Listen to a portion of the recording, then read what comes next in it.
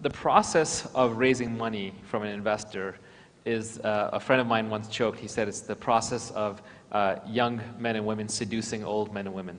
Um, you're essentially trying to get them to look at you and to see themselves in you, and say, oh yeah, that's just like me, that's just how I think. I would do that if I wasn't so busy. The reality is I'm lazy now, but I would do that if I wasn't so busy.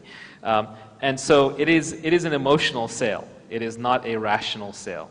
And you have to understand that it's core level. And the way emotional sales work is people get emotionally sold not based on checklists. It's very rare to fall in love with someone you say, well, yeah, it's pretty good looking, and he's pretty nice, and he's pretty smart, and it doesn't work like that.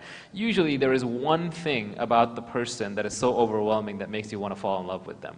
And the same way, when an investor is deciding to make an investment in a startup, they usually look for one exceptional characteristic about the startup that they truly, truly adore. So there are 4 categories, I think, of things in which you can really excel.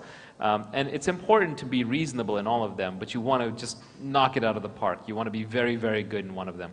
And so those 4 categories normally are team, which is, do you have a really high quality team, very smart people who have obviously accomplished good things, gone to good schools, or have just built neat things in their spare time. The school thing is actually a little overrated. That's actually less important. It's more about just what have you done. If you can show that you have done something exceptional other than starting this company, that's a huge thing. Y Combinator, in fact, I think their main screening question is, besides starting this company, what is the most important thing you've done in your life? Or what is the most impressive thing you've done in your life? So be prepared to answer that question. The second thing is product. If you've built a product, it should look and feel good and be slick and high quality. I think a lot of entrepreneurs make the mistake where they show investors sort of half-finished products or not working products and then try and explain their way around it. The reality is investors are users also, so they're highly visual. They want to see it, they want to play with it, and they'll make up their mind very quickly.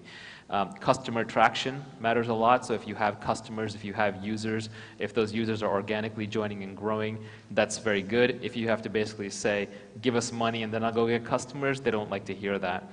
And then finally, there's this thing called social proof. Social proof is basically looking at what other people are doing and doing that. So in the investing context, what it means is if you have one investor committed, very often you can get more investors interested. Or if you have a famous entrepreneur or an advisor who's very knowledgeable involved with a company, that can help bring in investors.